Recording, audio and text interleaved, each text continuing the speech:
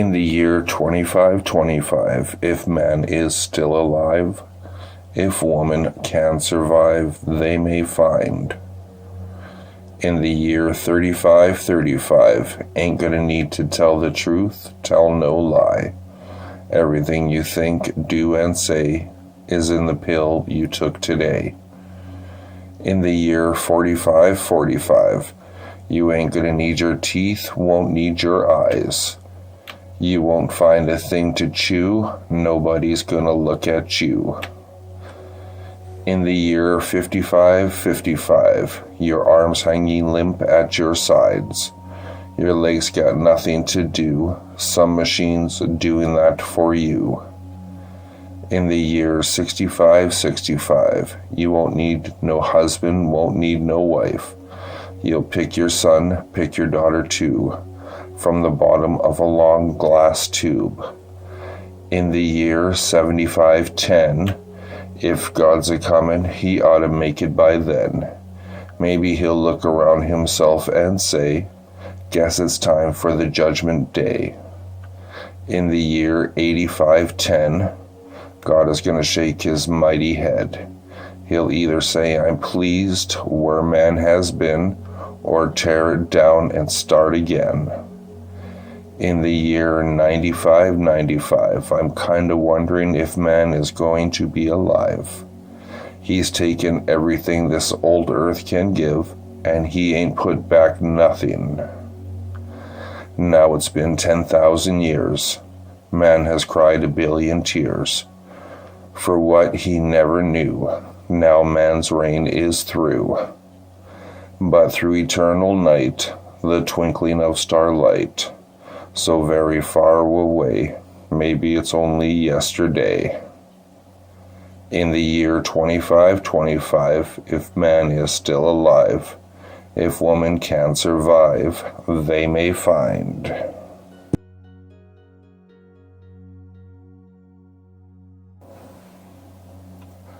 On the morning of her birthday, Lucy's mother woke her up and told her a package had arrived in the mail, and it was addressed to her.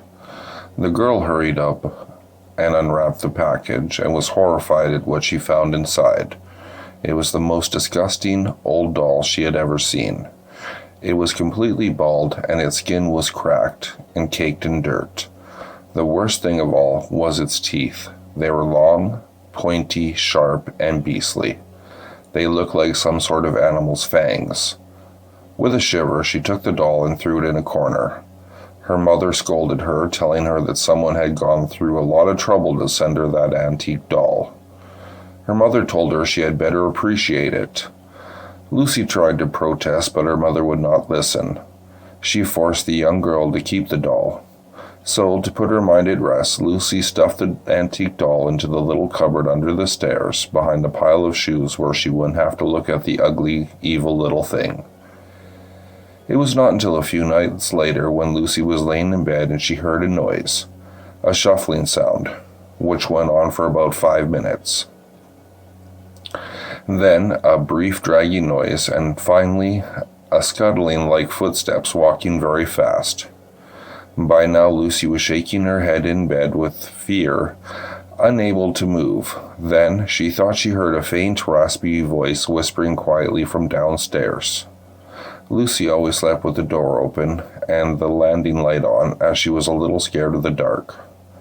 She heard the voice say, "Lucy, I'm on the first step," and then a loud, scrabbling noise again, as whatever was speaking apparently turned tail and returned to its place of hiding. Lucy was so scared that she didn't sleep a wink that night, but laid in fear until the break of dawn, when her mother got her up for school. Lucy tried to explain to her mother what had happened the night before, but she was so tired that when her mother passed it off as just a dream, she began to believe it might be the case, but of course it wasn't. Lucy had begged her parents to let her throw the antique doll in the garbage, but insisted that it was a present and that she had to keep it. So Lucy reluctantly went back to bed, telling herself that it had only been a dream. She checked the cupboard under the stairs, but the doll was exactly where Lucy had left her that night. Lucy fought sleep, but she eventually drifted off even though she had fought to stay awake. Presently, the deep, disembodied voice woke her up again. She wondered if she could only hear it in her head. "Lucy, I'm on the 4th step," it said. Then came scuffling noises, and the voice didn't reoccur that night. Lucy was crying by now, and again, she didn't sleep that night. At school, Lucy told her friends about the doll, and of course they laughed at her. Lucy could only think that if the doll was climbing 4 steps at a time, that there was only one more night to go. That night, Lucy decided to shut her bedroom door. When her mother turned out her light, she asked why Lucy was no longer scared of the dark. Lucy replied that she was, and could she leave her light on instead of the hall light. But her mother pointed out that her bedroom light was so bright that it would keep her awake, and she said no. Therefore, Lucy agreed to just sleep without a light. She opened the bedroom curtains instead to light the room a little anyway. Just as she began to doze, she heard the noise, and the voice came. Very, very clear this time. "Lucy, I'm on the top step." In the darkness of her bedroom, Lucy heard a click and trembled with fear. She wasn't sure, but she thought she could see her bedroom door opening very, very slowly. The next morning, Lucy's parents found her body at the bottom of the stairs. They guessed that she had been on her way to the toilet during the night, and in the darkness slipped and fallen down the stairs, breaking her neck. The antique doll was found beside her body and was buried with Lucy. Everyone said what a tragedy it was. "She loved that doll," said her mother. "Now they can be together forever."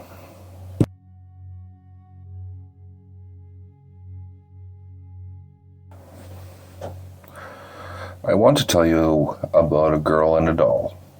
I know what you're thinking. You've heard this story before. A little girl wants a doll. Someone buys it for her, and then the doll goes mental and kills everyone. Well, you're wrong. This is a different kind of story. It happened back in 2009 when I was 16. One day, as I was walking home from school, I noticed that a new family had moved into the house at the end of my street. They were a young married couple, and they had a little daughter who looked like she may have been around 6 years old. She wore a white dress, white socks, and black shoes, and her hair was long and black, and she was holding a doll in her arms. The doll had on a white dress and also had long black hair. In fact, it looked almost exactly like a miniature version of the girl. Every day on my way home from school, I saw the little girl. She was always sitting there outside her house, cradling the doll in her arms and watching me as I passed by. There was something about the way she stared at me and the cold, dark look in her eyes that really unnerved me. At night, I couldn't sleep. I was plagued by the very strange dreams and woke up in a cold sweat. I can only vaguely remember the dreams, but they all involved the girl and the doll. This went on night after night, and the lack of sleep had left me exhausted. There was an old lady who had lived next door, and she was very inquisitive. She was one of these old women who knew everything about everyone, and she was always eavesdropping and sticking her nose into other people's business. One day, as I was walking to school, she grabbed me by the arm, and in a hushed tone, she said that she had something to tell me. She wanted to talk about the family who moved into the house at the end of the street. "You don't want to mess with them," she told me. "They're not good people. I've heard that they're always on the move and never stay for very long. And that daughter of theirs, did you know that she's adopted? She's not right in the head either. I've heard rumors that she's the offspring of the devil, and the doll she carries around is not a doll at all, but a demon made in her image." I just rolled my eyes and walked away, dismissing it as the idle gossip of a crazy old woman. But oh, how silly I was. How I wish I had listened to the warnings of that crazy old lady. A few days later, there was a knock at our front door. When I answered it, a young woman was standing there. She was the mother of the little girl with the doll. "Hello," she said. "I'm your neighbor, and I'd like to ask you to do me a favor." "Sure," I replied. "What is it?" "Well, something unexpectedly came up," she said, "and I have to go on an errand, and my husband doesn't get home from work until later. I'll only be gone a few hours, but I need someone to look after my daughter while I'm gone. I know it's short notice, but could you take care of her?" "Well, of course," I said. "What's your daughter's name?"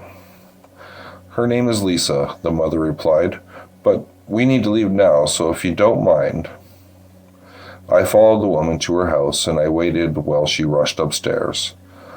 When she returned, she was leading the little girl by the hand. As soon as I saw her, I was taken aback.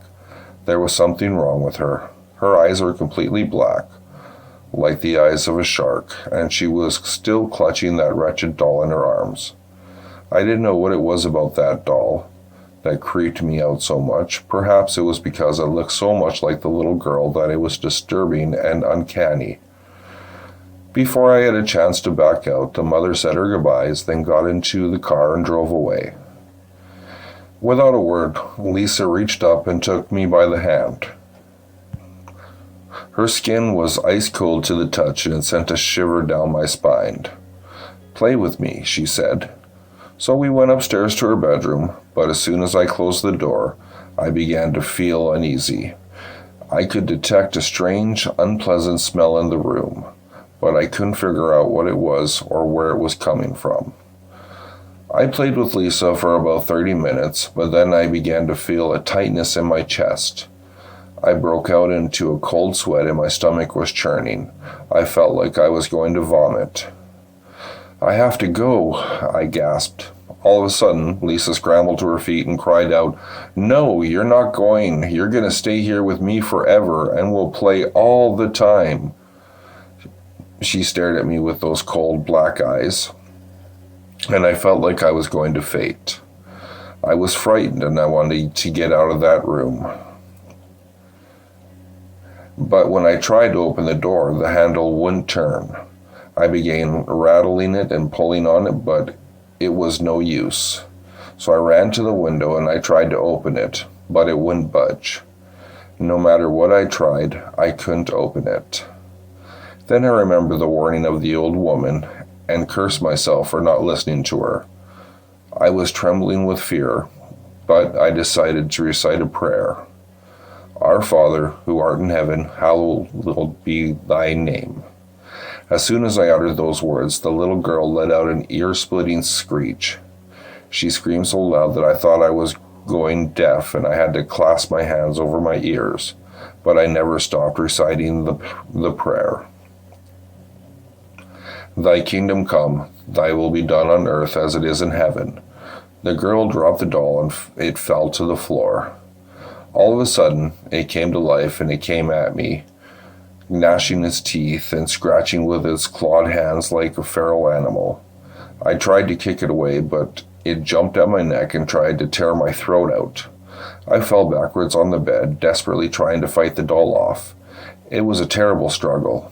The doll was thrashing back and forth, scraping me and tearing at my clothes. Every time it got its hands around my neck, it started to throttle me. Eventually, I got the upper hand. I grabbed it by the legs and swung it with all my might, smashing its head against the wall. It hit the wall so hard that it left a dent in the plaster.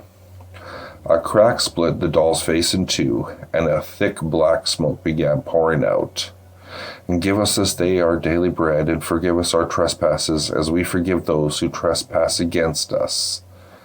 The doll lay on the floor, shaking and wriggling, flopping back and forth like a dying fish. The doll's head split wider, and the smoke billowing out grew thicker and thicker.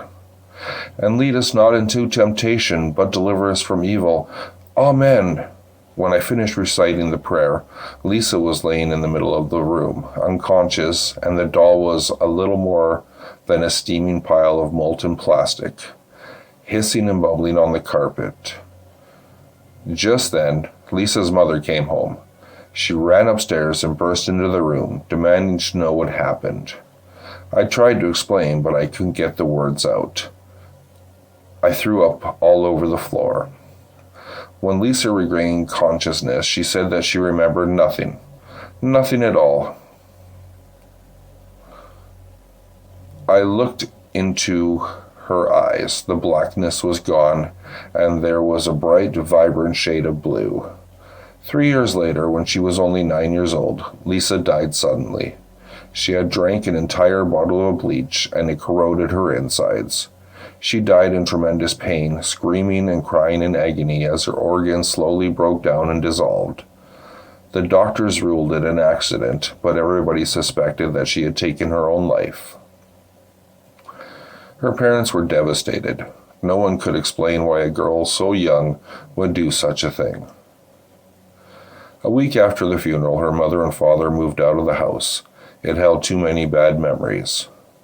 As they were going through Lisa's bedroom and packing up her belongings, they found something glued to the back of her mirror.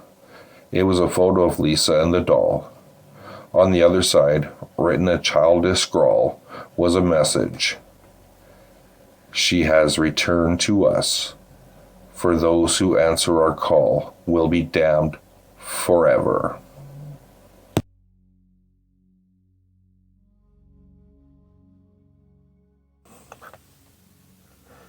When I was 4 years old, my mom and I moved into a large colonial house that was built in the late 1800s.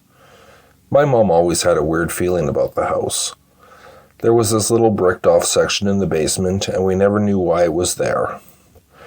My mother told me that soon after we moved into the house, I suddenly had an imaginary friend. One day, out of the blue, I told her that I had been playing with a little girl named Jenny. She thought that it was just a phase and didn't pay much attention to it. I told her that Jenny wanted me to let the cat go into the basement so that she could play with it. My mother allowed me to let the cat go down there. It never came back. That creeped her out. Then, a few days later, I told her Jenny wanted me to go down in the basement to play with her. My mother refused and told me to go upstairs to bed. I did, and when I woke up the next morning, I had deep scratches on my back and legs. My mom decided to research the history of the house. She found an old picture of the house and the family who used to live there. She showed me the picture and asked if I recognized any of them. There were 7 little girls in the picture, and, without hesitation, I pointed to one of them. The name of all the family members were written on the back. The girl I had pointed to was named Jenny. My mother got scared because during her research, she had discovered that the girl named Jenny had gone down into the basement one day and was never seen again. The family never found her, and they moved shortly after that. After I identified the girl in the picture, it was all way too much for my mom to handle. We moved out of the house and found somewhere else to live. When I was 18, my mom told me about what had happened in that house. It still scares me to think about it.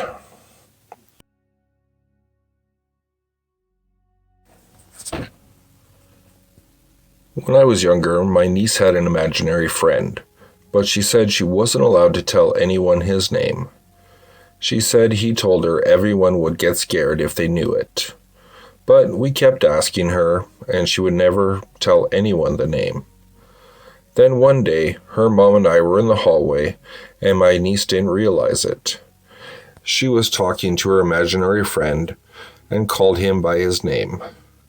To this day, whenever I think about it, I'm still creeped out. The imaginary's friend was Lucifer.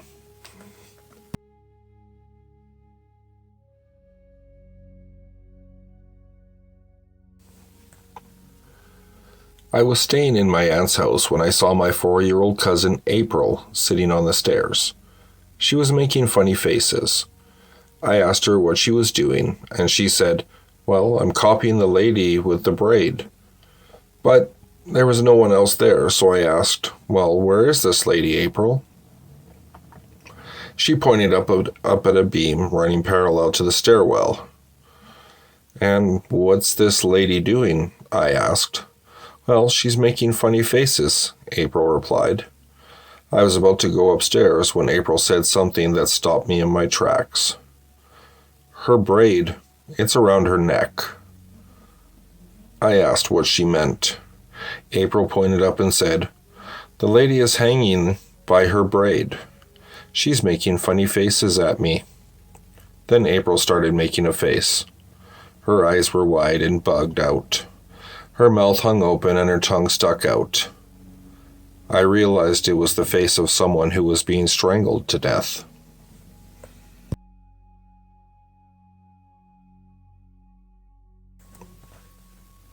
When I was growing up, there was a girl in my neighborhood that was very, very strange. All of the other kids were freaked out by her. One day, she told all of the kids that in the forest behind her house, there was dead, bloody people. When they heard this, all the kids freaked out and told their parents. Their fathers had to go out and search the forest just in case. But all they found was candy wrappers and empty beer bottles. After that, all the kids in my neighborhood refused to go near her, including me. A few years later, my parents divorced. On the day the moving came to take my mom's things out of the house, the girl came up to me out of nowhere and told me that Matt didn't like that my parents were getting a divorce.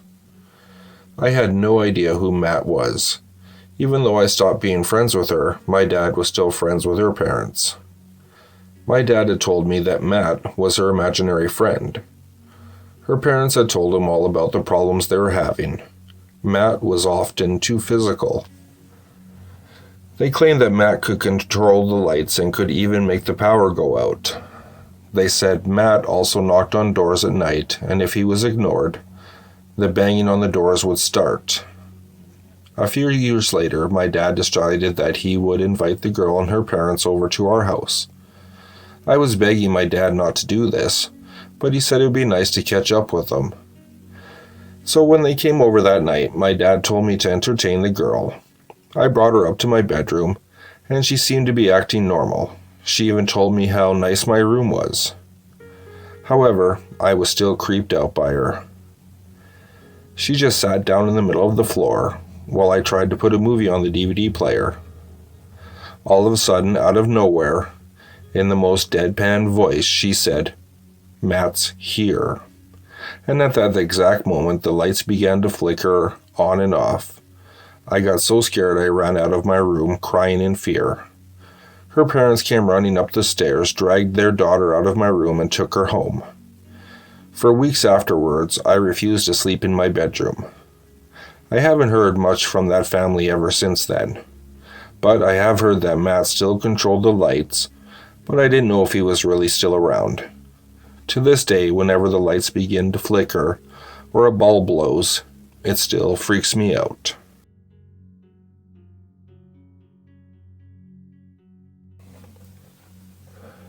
My girlfriend is a homicide detective, and a couple years ago, she was investigating the murder of a little boy.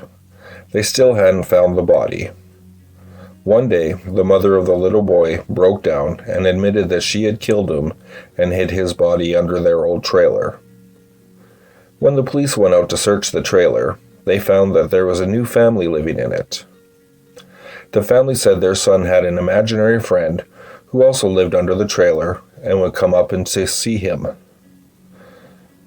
The cops went under the trailer, and they found the body of the dead boy just under his room.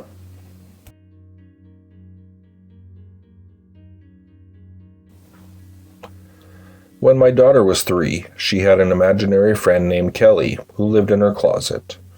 She said Kelly played with her and sat in a little rocking chair while she slept. 2 years later, we were watching a horror movie, and my daughter said, "That looks like Kelly." "Kelly who?" I asked. "You know Kelly," she replied. "That's the dead girl that lives in my closet."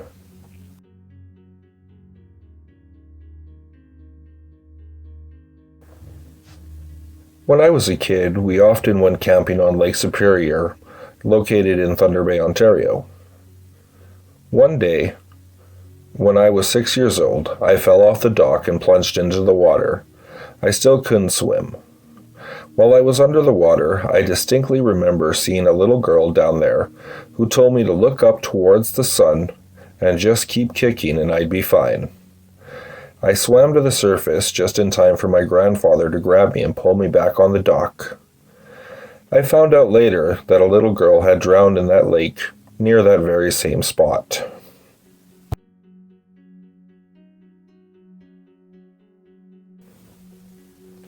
When I was just a baby, my older sister Julia had an imaginary friend named Jessica. She said when Jessica got mad, her eyes turned green and her voice grew deeper. She was Julia's friend for a long, long time. But then things started to get a little weird. After a while, my parents began to believe that our house was haunted. One night, my mom was putting me to bed, and I began to cry and point at the corner. My mom tried to comfort me, but I kept crying and pointing at the same corner. All of a sudden, my sister walked into the room, pointed at the corner, and yelled, "Jessica, stop it!" I immediately stopped crying, and Julia said, "Sometimes Jessica likes to put on scary masks and scare people." My mom was a little freaked out and said, "Well, tell Jessica that if she can't play nice, she can't play here at all." Eventually, my sister Julia outgrew her imaginary friend and stopped mentioning her. A few years later, my little sister Abby began to talk. She told my mom that she had a friend that no one else could see. She said her imaginary friend's eyes turned green when she was upset, and her voice got a little bit deeper. My mother asked her what her imaginary friend's name was, and she replied, "Jessica."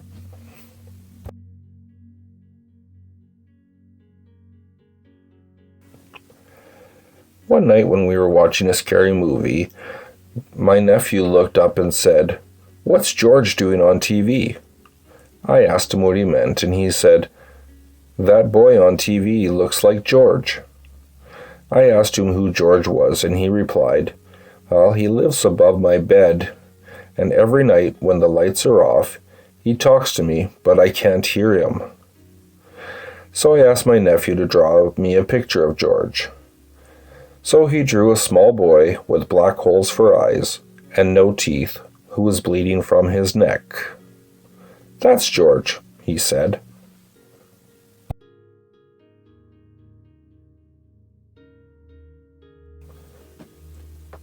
One night I was looking after a 5-year-old boy, and he told me that a man named Jacob, who was dressed like a lumberjack, was sitting next to me on the couch.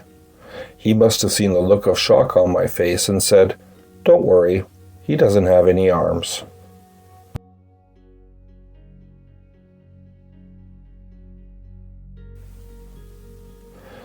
A friend of mine told me that she was concerned because her son talked about a ghost who would talk to him and play with him in his room. He said the ghost was called the Captain, and he was an old man with a beard.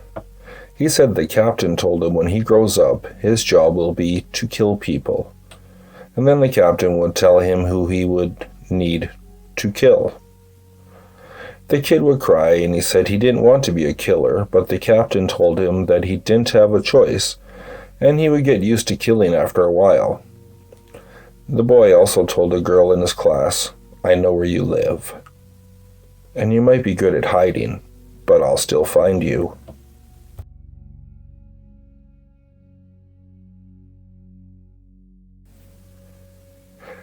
My little brother had an imaginary friend named Roger, who lived under our coffee table. He said Roger had a wife and 9 kids. Roger and his family lived peacefully under our coffee table for almost 3 years. Then one day, my little brother announced that Roger wouldn't be around anymore. When we asked him why, he told us that he had shot and killed Roger and his whole family. I don't know if he'll remember any of this today, but his genuine lack of remorse was very, very disturbing.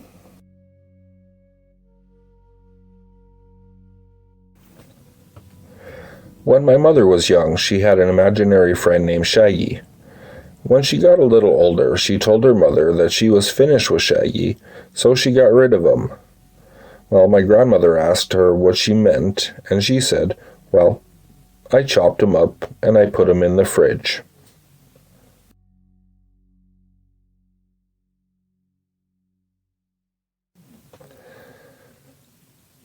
When my little brother was little, he acted like he had imaginary friends who he was talking to every second of every day. One day, my mom overheard him saying, "I can't kill him. He's my only dad."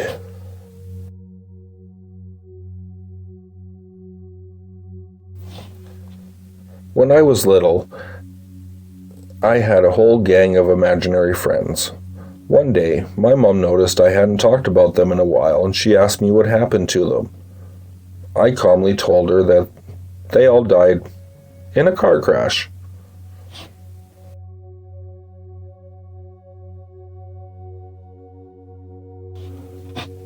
When I was younger, my best friend had a little sister who was 5 or 6 years old. She had an imaginary friend named Icy. One day, I was waiting for him to come downstairs when his sister came up to me and said, "Icy told me to ask you if you know when you're going to die." I laughed nervously, but I played along. "Well, no, of course I don't," I said. "No one knows that. Hopefully I won't die until I'm very old."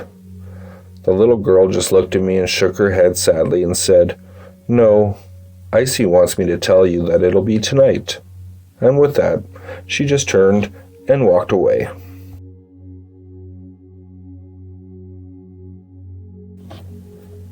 A good friend of the family asked me to babysit their 6-year-old son.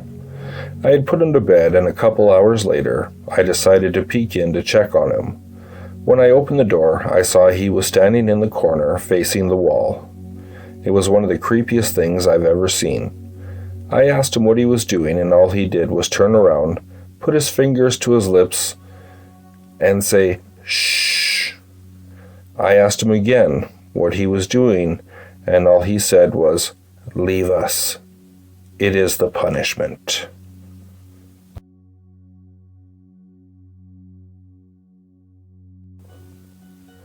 When I was 3 years old, I had an imaginary friend named Facey. Whenever I drew pictures of her, she never had a face. No eyes, no mouth, no nose. My mom asked me why she didn't have any facial features, and I said, "She isn't living anymore, so she's not allowed to have a face."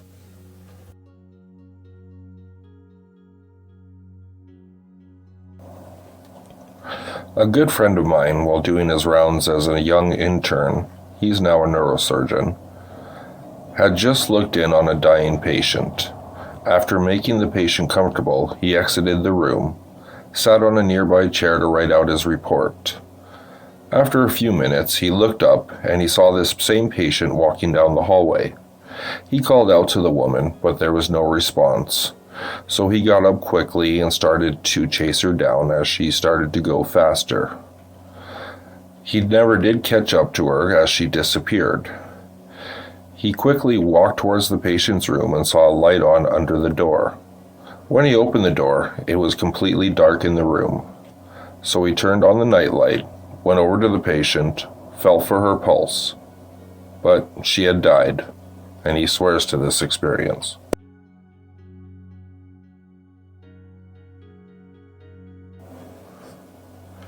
I grew up in a small town and lived out in the country.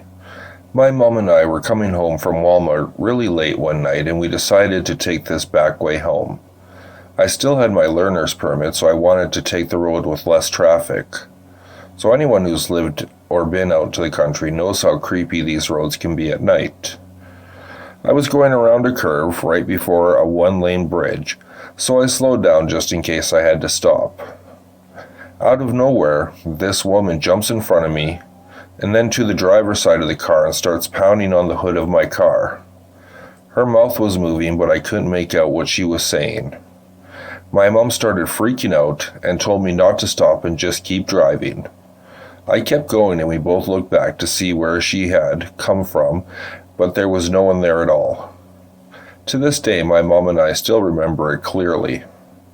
It turns out there's apparently a legend about a woman who died around the bridge and supposedly can be seen sometimes late at night. I get goosebumps to this day just thinking about it.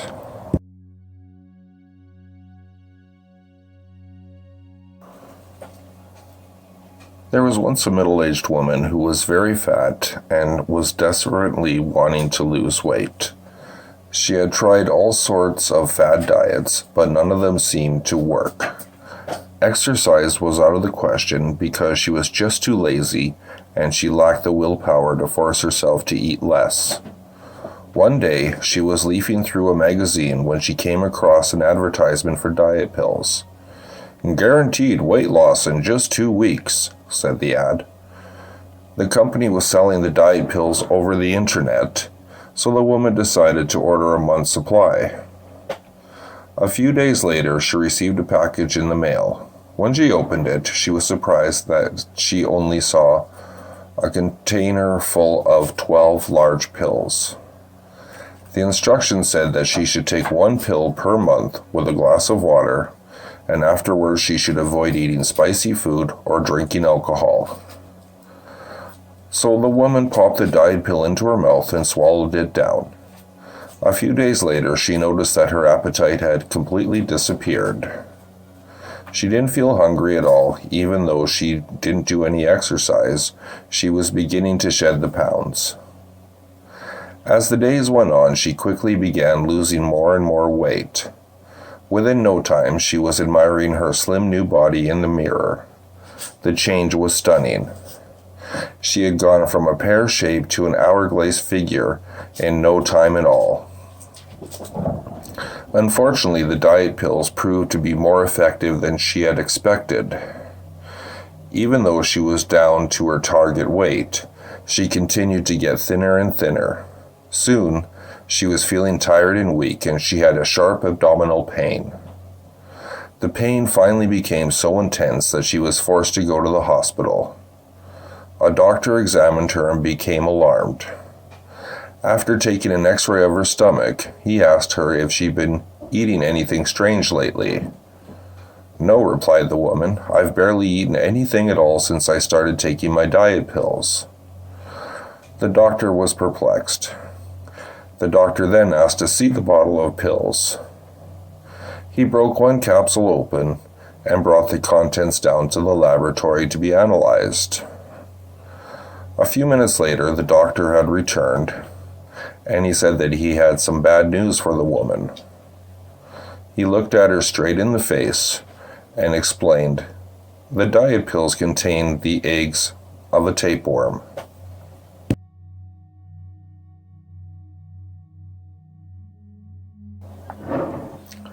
A few years ago, there was a wealthy couple who had 2 children, a boy and a girl. The family lived in a large house in Newport Beach, California.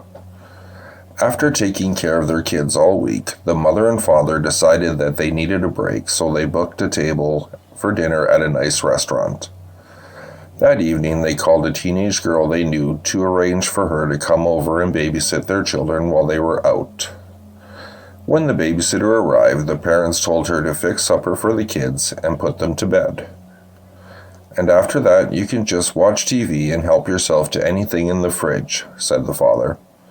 "And if you wouldn't mind," said the mother, "could you watch TV in our bedroom? The kids have been having nightmares recently, so if you hear them crying, you can just go in and calm them down." The babysitter happily agreed, and the parents left for their dinner date. The girl gave the children some milk and cookies, and then ushered them upstairs to bed. She started to read them a bedtime story, and before long, the little boy and girl were fast asleep. After tucking them in, she switched off the lights and went to watch TV. When the babysitter walked into the parents' bedroom and sat down, she noticed that there was a creepy-looking clown statue standing in the corner of the room. She tried to ignore it, but it looked so eerie and disturbing that it sent a chill down her spine. She felt as though its eyes were staring straight at her while she watched TV. As time passed, the babysitter started to feel more and more uneasy about the clown statue.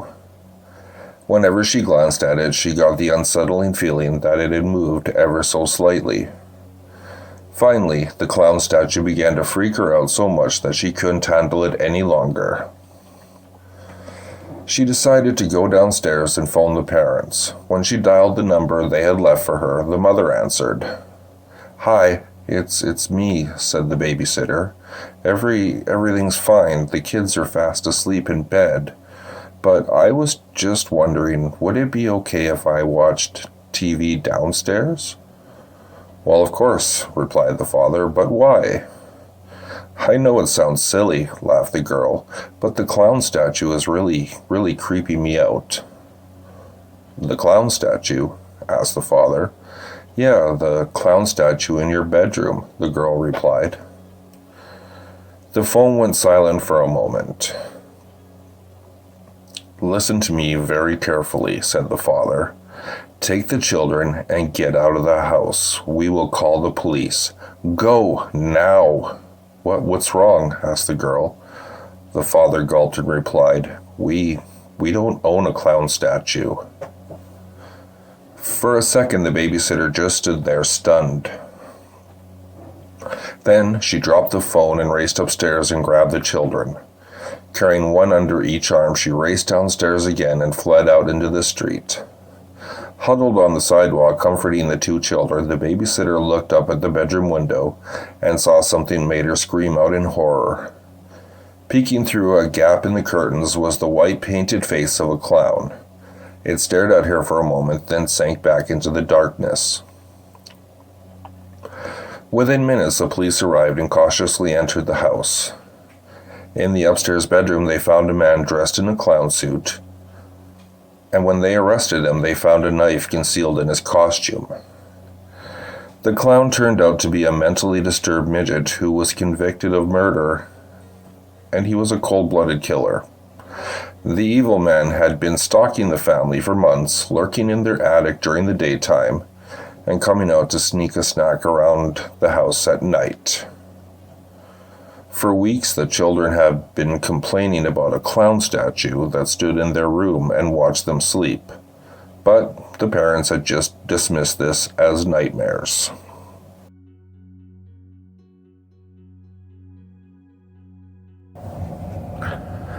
He awoke to the huge insect-like creatures looming over his bed, and he screamed his lungs out.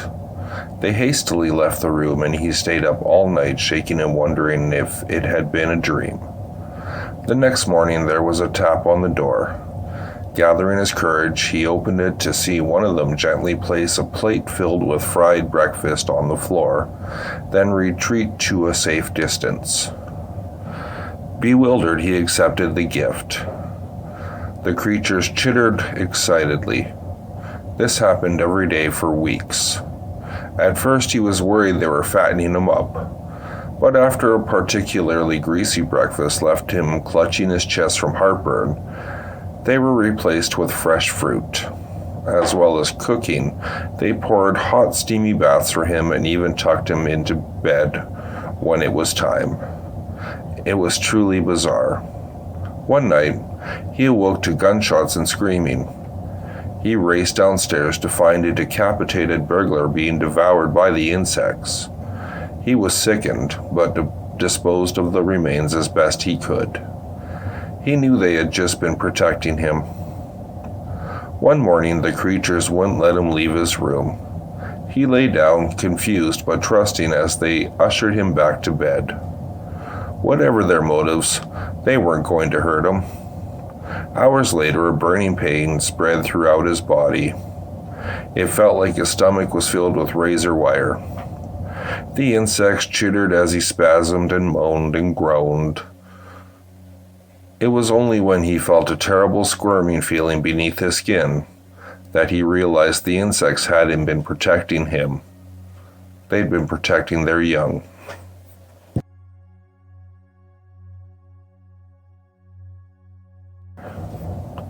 It has been said that the definition of insanity is doing the same thing over and over and over again and expecting different results. I understand the sentiment behind the saying, but it's wrong. I entered the building on a bet. I was strapped for cash, and I didn't buy into any of the old legends of the hotel to begin with. So $50 was more than enough to get me to do it. It was simple.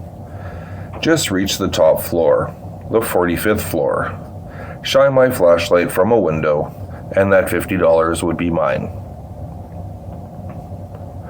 The hotel was old and it was broken, including the elevator, so that meant hiking up the stairs.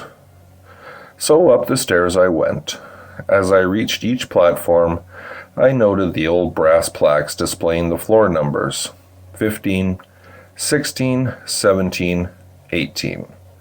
I felt a little tired as I crept higher, but so far so good. No ghosts, no cannibals, no demons, no poltergeists, nothing at all, just some crumbling walls and some dirty floors. It was a piece of cake. I can't tell you how happy I was as I entered that last stretch of numbers. I joyfully counted them aloud at each platform. 40, 41, 42, 43, 44, 44. I stopped for a moment and looked back down the stairs. I must have miscounted somewhere. So I continued up. 44. One more flight. 44. And then back down 10 flights. 44. 15 flights. 44. And so it's been for as long as I can remember. So really, insanity isn't doing something repeatedly and expecting different results. It's knowing that the results will never, ever change. That each door leads to the same staircase, to the same number. It's realizing you will no longer fall asleep. It's not knowing whether you've been running for days, or weeks, or even years. It's when the sobbing slowly turns into laughter.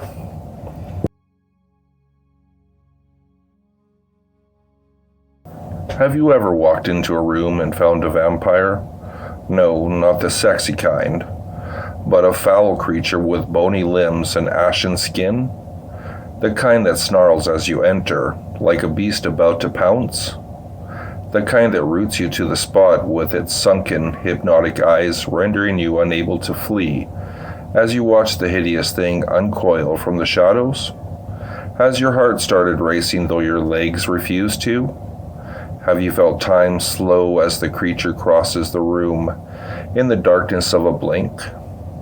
Have you shuddered with fear when it places one clawed hand atop your head and another under your chin so that it can tilt your head, exposing your neck?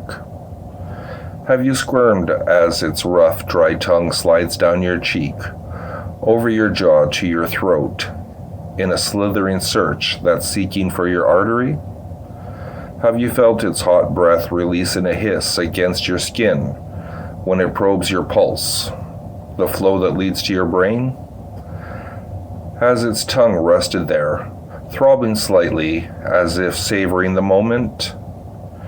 Have you then experienced a sinking, sucking blackness as you discovered that not all vampires feed on blood? Some feed on memories? Well, have you? Maybe not. But let me rephrase the question. Have you ever walked into a room and suddenly forgot why you came in?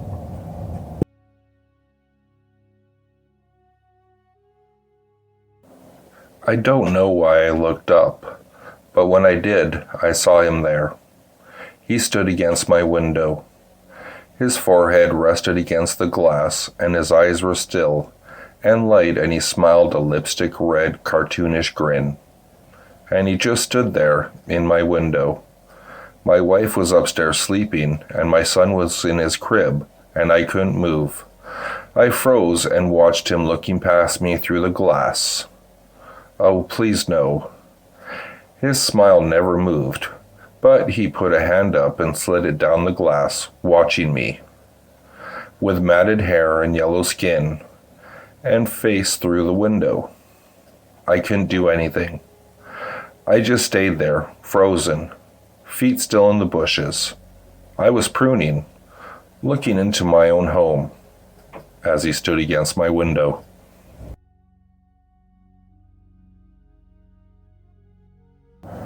He had been given the watch on his 10th birthday. It was an ordinary gray plastic wristwatch in every respect except for the fact that it was counting down. That is all the time you have left in the world, son. Use it wisely.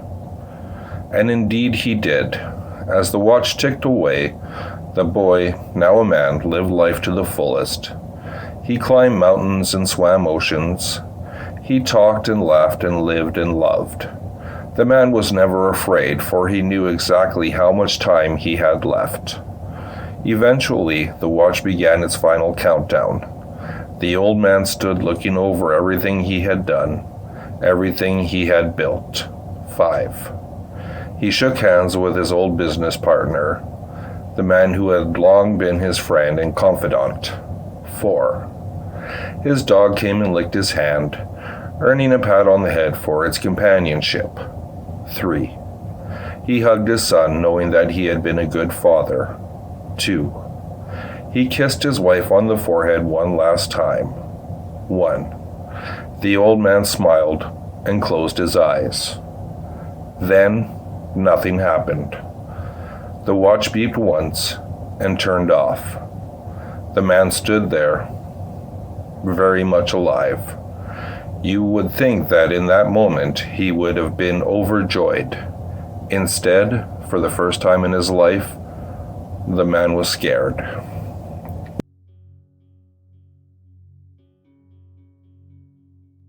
Mother always warned me not to cross the street. Mother warned me about those types of things.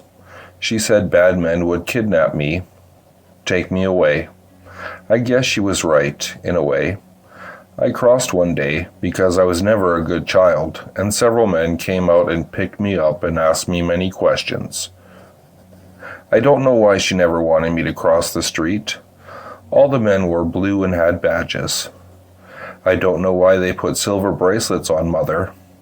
I don't know why Mother attempted to bite one of them.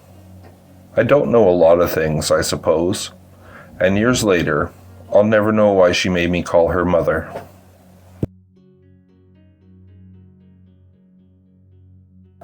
If you like what you heard, please like, subscribe, and share with your friends. If you'd like to, you can follow me at Twitter. The handle is @FuzzyPantaloons. And I'll see you all next time.